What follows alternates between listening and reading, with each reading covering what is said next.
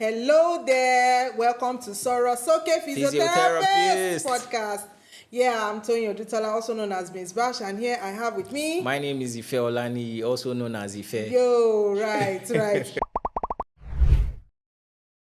So this episode is actually very, very funny.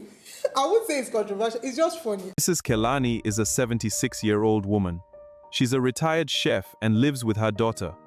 She has Alzheimer's disease and she's being assisted by her caregiver.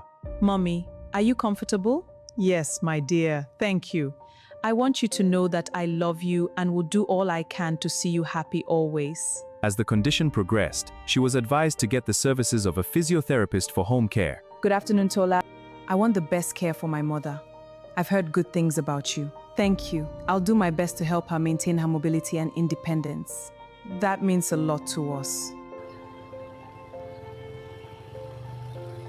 A core aspect of her treatment intervention included ambulation and standing re-education. Mama, we'll take it one step at a time. Stand tall for me. Like this? Perfect. You're doing very well.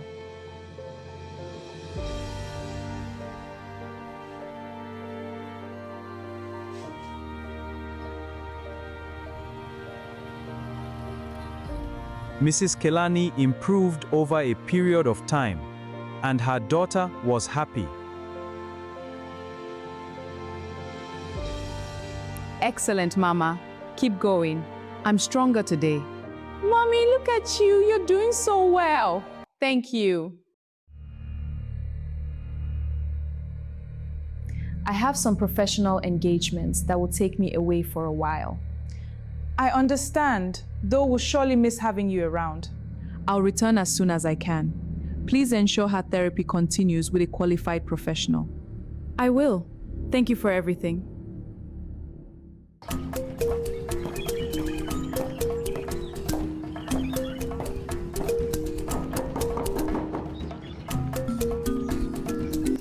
Welcome, physiotherapists. Please, I need you to fully restore my mom's mobility. Don't worry, I'll take good care of her. Thank you. I just want my mother to continue improving. Also, please let me know if you would need anything. Don't worry, I have my oils with me. Oils? Never mind, just watch me do my work. Won't she be doing her standing exercises today? This massage is enough for now. She just needs to relax. She stopped the ambulatory activities and standing education. Then Mama's condition began to regress.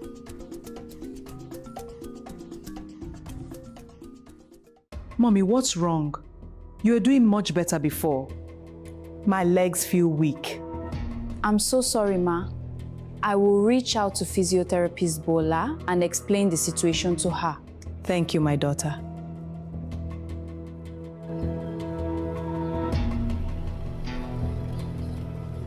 Physiotherapist Bola, how are you doing over there? I'm doing fine. How is Mama health? I hope she's much better. That's why I'm calling you. Please, I need your help. My mother's condition is getting worse. I'll come as soon as possible. Thank you. Please hurry.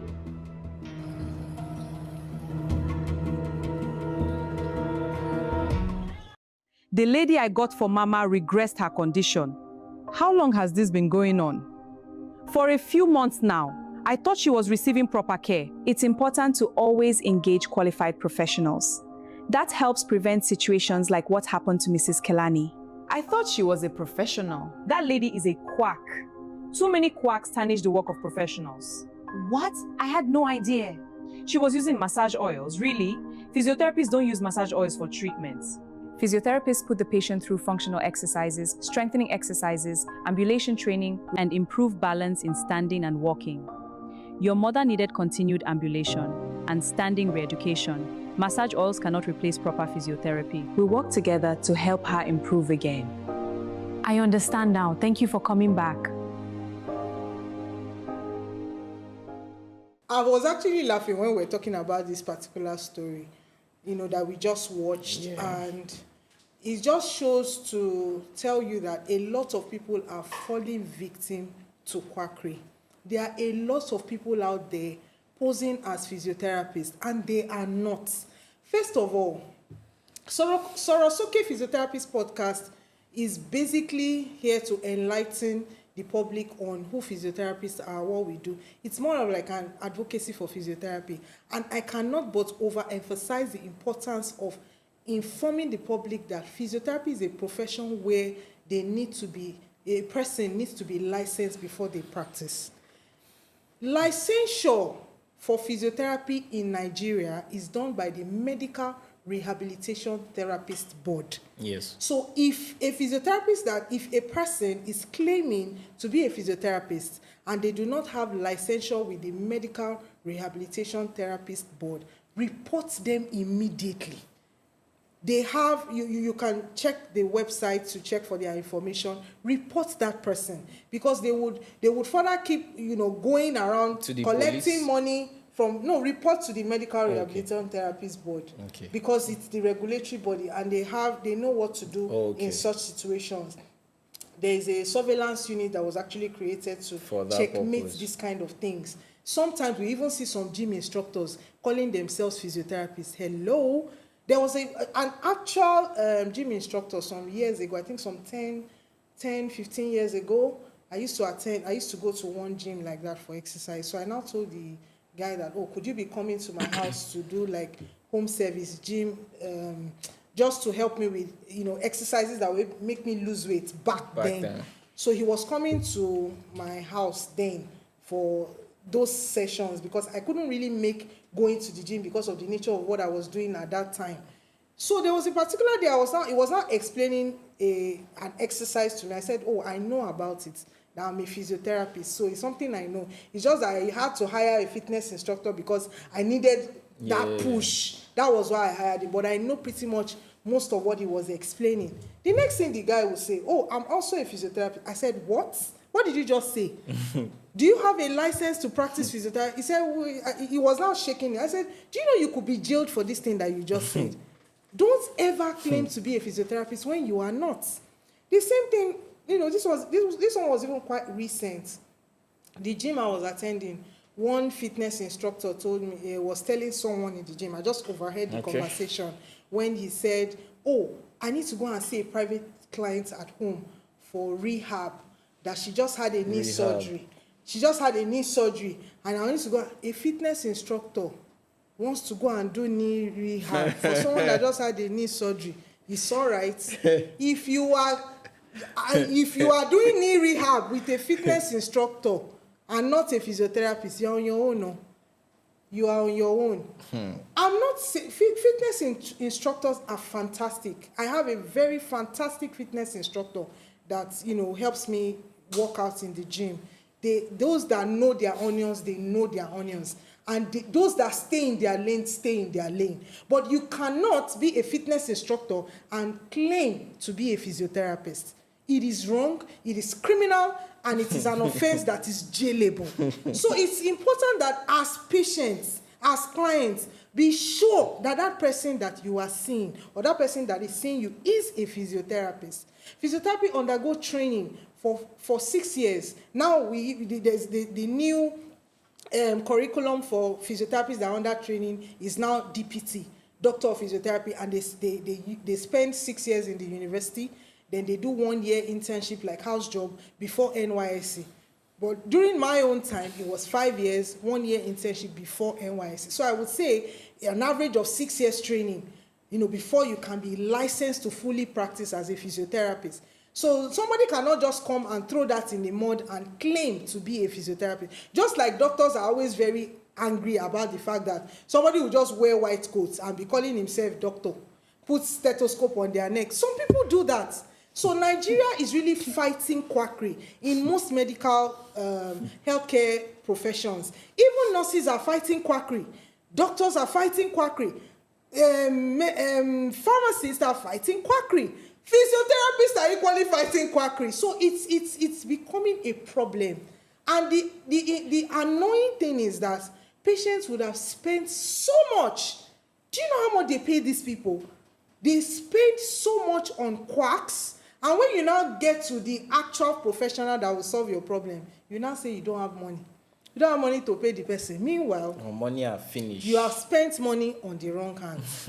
So this particular story that we just watched was one of a patient that Ife actually had an experience with. So he would like to tell us more about it. Okay, so this it's one is quite funny. I hope I don't laugh. Funny. So Yeah. I was the one managing the patient. Like, she had Alzheimer, and she was finding it difficult to walk and move around. So majorly when I go see her, I try to engage her in a lot of physical activities so that she doesn't forget completely that she's supposed to be able to move around and do some of these things. So that was my key approach. Like, when I get to her place, the first thing we do is we walk around the compound. Good. So, but for some reason, I was unable to keep up with seeing her at that point because of some other assignments that I had to go do. So in my absence, they now got another so-called physiotherapist who they didn't know was a quack. So when she got there, she didn't even try to walk the woman around to start with. So for 2 months of my absence, no walking at all, not even one day. For an elderly patient? The conditioning. So what she does is she will get massage oils. You understand? The quack. Yeah, the quack. So she has different bottles of massage oil. So she will sell it to the relatives. Sometimes maybe 30K. So like that. So she will use almost half of the bottle to massage the woman.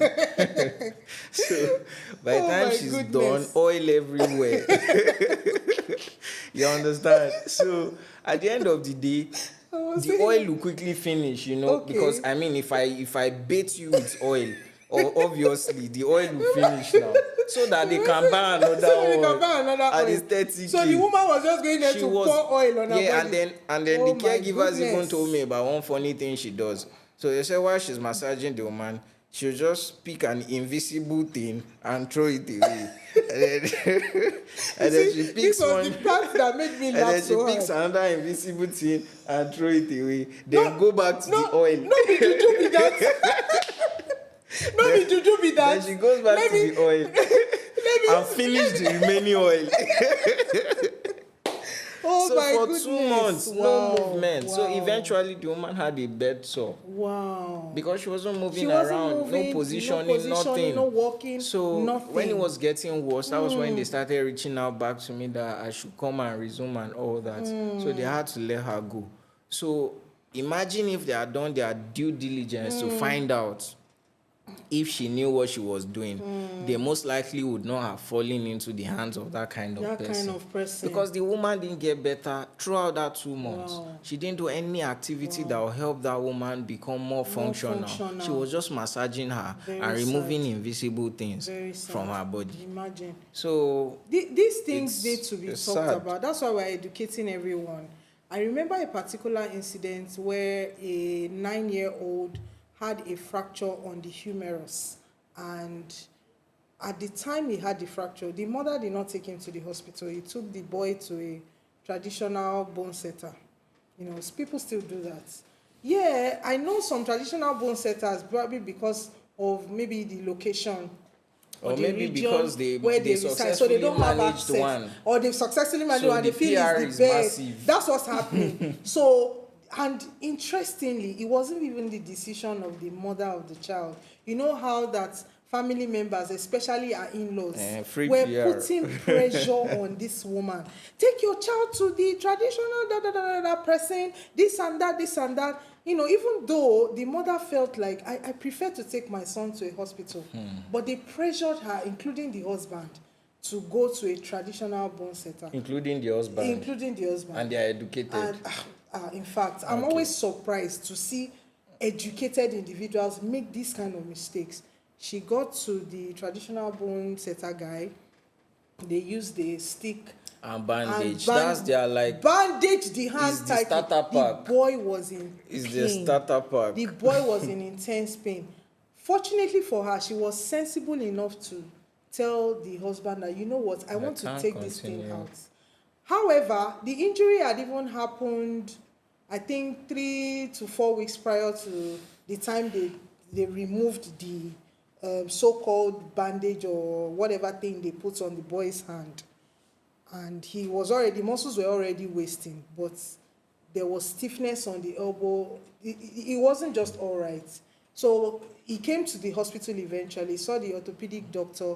Orthopedic referred him for physiotherapy immediately, because up until that time, it was like about the post-injury, it was already like 5 to 6 weeks or thereabouts. Okay.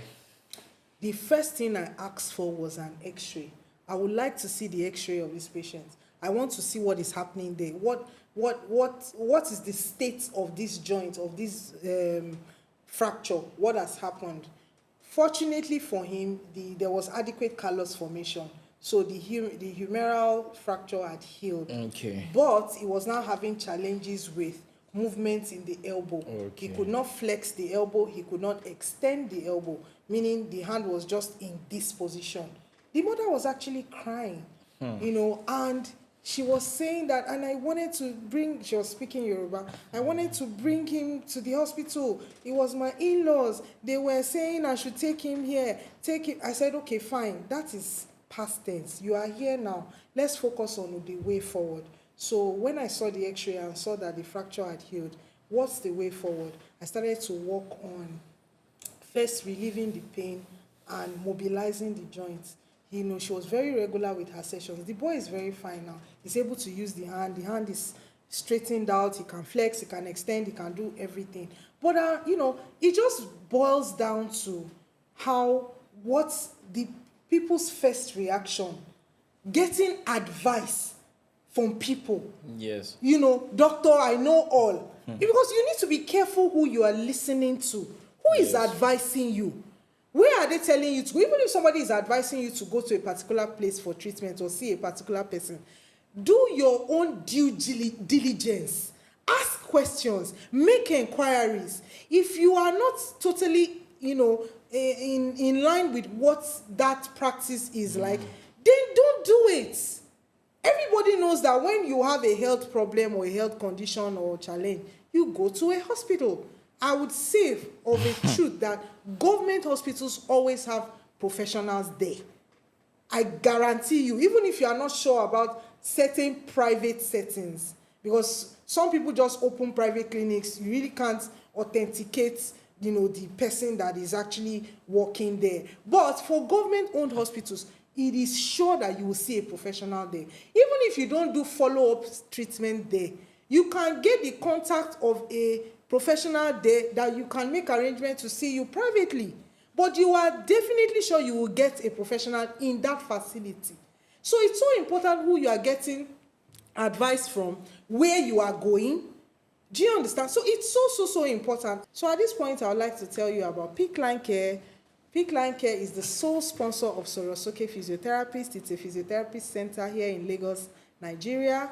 We offer telephysiotherapy or on-site physiotherapy sessions for people that have pain. They want to restore function, restore mobility, and basically framing vibrant, healthy people. So if you're having challenges with pain, weakness, inability to move a particular part of your body, or you just need the services of a physiotherapist, please feel free to contact us, call Peak Line Care, or send us an email, or click on the link below this video to get more information about us. That brings me to the story we watched and how that the elderly woman regressed. Yes. She lost muscle power. Yes. She was unable to even do what she was doing before.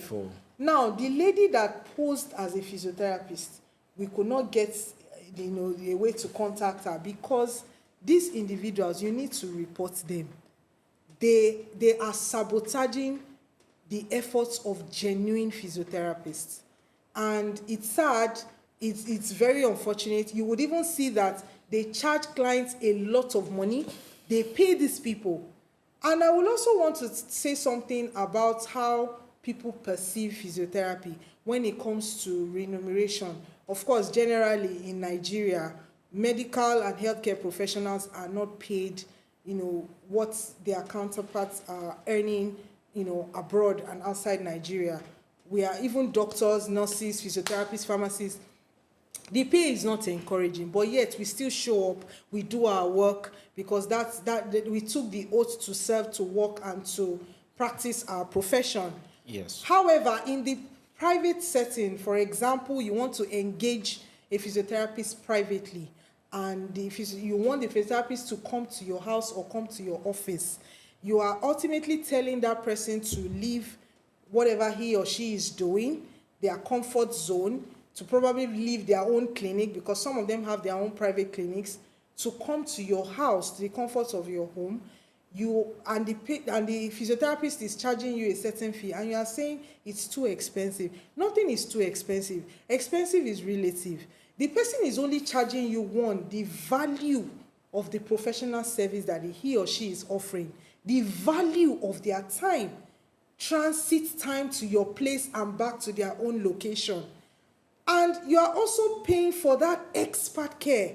So it's important that you put these things into consideration. I've had to ask for services online where I will send a message to someone on Instagram that probably isn't a professional, but of course good at whatever he or she is doing. Not a medical professional, but maybe somebody that wants to okay, I need somebody to revamp my page, my Instagram page, for example, and I say, oh, okay, how much can you do this for me? And I hear the amount that the person is charging, and I'm like, oh, this person is not even coming to my house, it's just a virtual thingy, and see how much this person is charging me.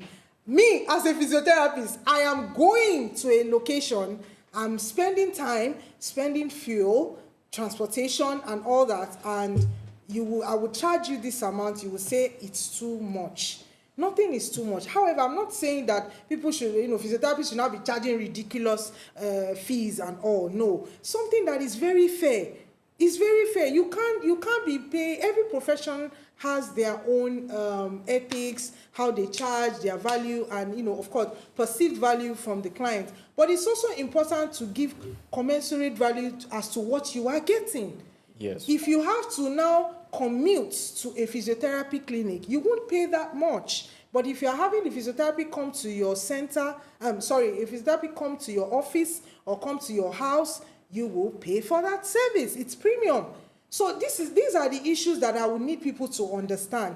And I personally, I don't know about any other physiotherapist, I place a lot of value on physiotherapy.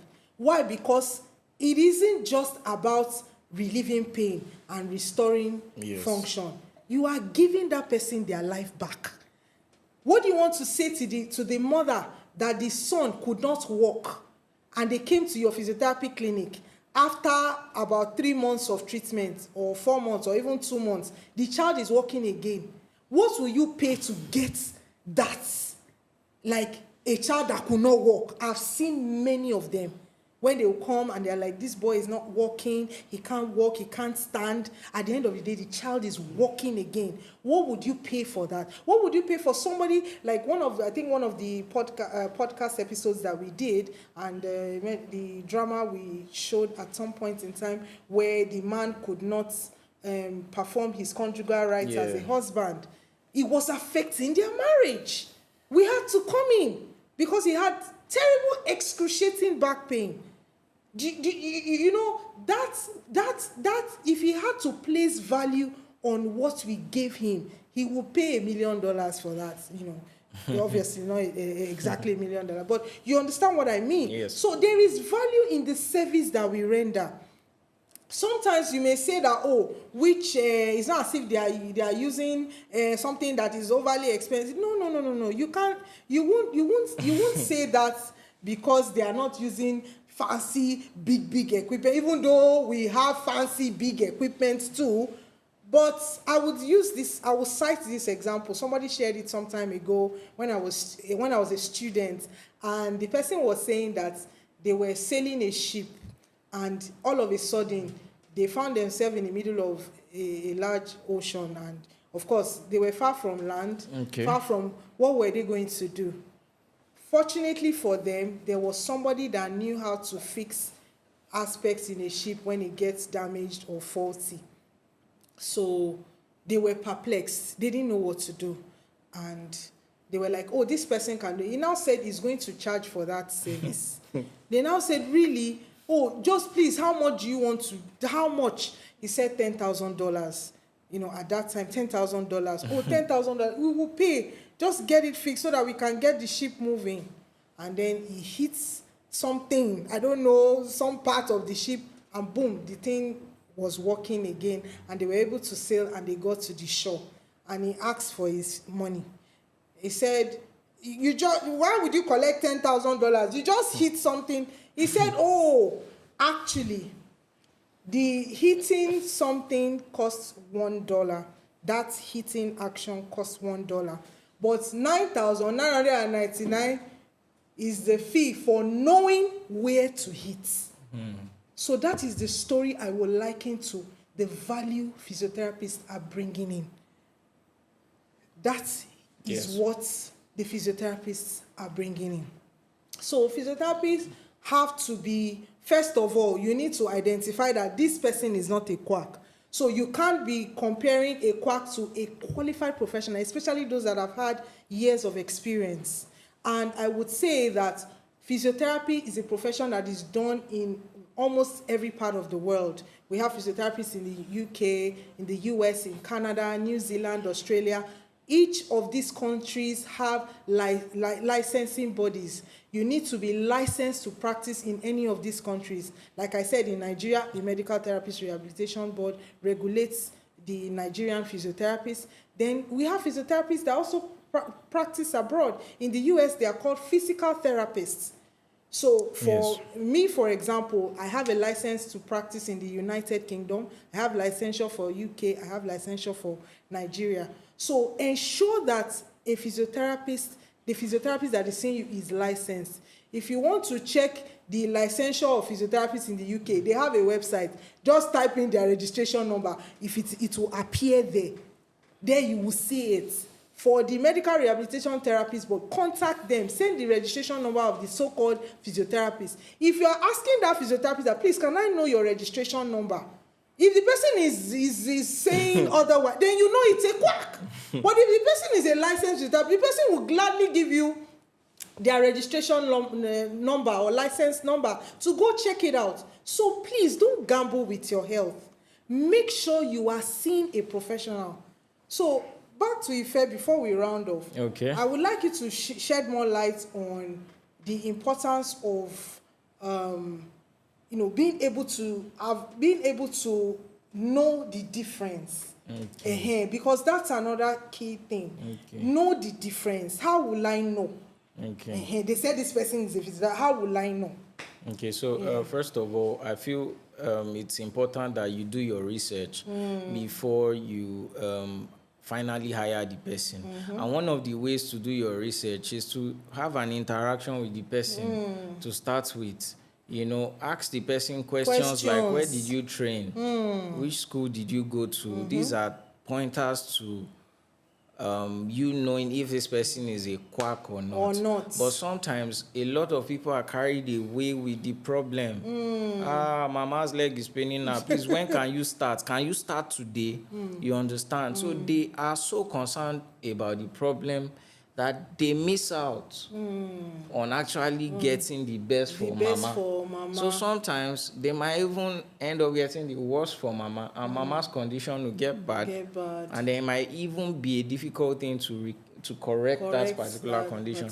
So one of the ways to actually be sure that you're on the right track is to ask basic questions and ask for certificates to back up their claims. Or the license number at least. Yes. Yeah, it's so important. Very, very important because at the end of the day, your life is in your hands. It's in your hands. So, and if you hand it over to somebody that is not even sure of what they are doing, you understand. At the end of the day, it will, especially if you are educated, it will be a slap on your face. There was a man I was managing at some point. He said that he fell into a ditch. Wow. So he parked his car. He was now going. So he now saw someone was trying to reverse and the person was going to hit his car. So he was trying to signal to the person that, no, hold on. So he didn't know there was a ditch. Behind him. So one of his legs went in and he landed on his shoulder. So since then his shoulder was paining him. So but he said people now started telling him that he should call his spiritual leader, that because he's a Muslim. Okay. So they were like, his alpha would give him something. a kind of mixture to drink and he'll be fine. Then some other people said they know another Baba somewhere. So he now sat down. He told me personally, he said, I'm educated, I'm well read. I just came back from Atlanta. How will people hear that? That you went to see one Baba I fell when down, you can go to a hospital. and the next thing I'm doing is I'm drinking a concoction somewhere that he told all of them that he cannot listen to them, that he's going to the hospital. So that was when I now met him. And funny enough, we just gave him a few exercises, we did our thing, and he was so happy. The next time he saw me, he bought me food. He gave me money for lunch that day. He even wanted to give me old money. And I said, no, let me give you new notes. You could tell from his reaction that he was excited, that he was happy. Yes. And another advantage of working with somebody that is not a quack is that you'll be lectured on the process. Exactly. So it's not just do it. I've heard of some physios that you can't ask them questions. But that's not so when you ask them, so why am I feeling? See, Oga, that's just how we do it. Raise your leg up, please. I don't have time. Those are signs that this person doesn't know what he's doing. Because the person will be able to explain, you should explain your condition, what is going on, what needs to be done. Yeah, some people will even tell you, that's how we have been doing it for the past 10 years. So you cannot ask a question and then you get an answer. Other than that's how we've been doing it. You can ask around. Those that know, they know. So all those kind of statements are signals to the fact that this person, I'm not sure this guy question the integrity of that person. So aside from the basic questions like where did you train? Do you have any license or whatsoever? You should pay attention to questions like that, like scenarios where they can't even answer basic questions. And they are telling you that's how it's done. It is. That's so how it means that they probably don't even know what exactly it is they are doing. Exactly. So it's so important that we know this, because even physiotherapists take their time to explain what the condition is, what to do when such challenges happen. There was a particular patient that I managed that had similar shoulder limitation in the shoulder, severe pain on the shoulder. I saw him, at the time I was in General Hospital, I saw him for I think about 4 weeks thereabout. He was coming twice a week and he got better. So I was at a public function, but I was putting on a t-shirt that had Fit Fab Physiotherapists, because I also do fitness stuff, Fit Fab Physiotherapy. So what he just saw was Physiotherapist. So the moment he saw it, because he had an experience with us, so he wouldn't forget that. People don't forget things. They don't forget how you make them feel. So when he saw that, he didn't remember my name. He just said Physiotherapist. Of course, when I heard Physiotherapist, I quickly turned and then I was trying to recollect, where did I meet this person? He said, I know you may not remember me, but there was a time I came back then to General Hospital. I had very severe excruciating pain on my shoulder. You managed me then. He said because, we all used to manage different patients. And he said, you guys are doing an amazing job.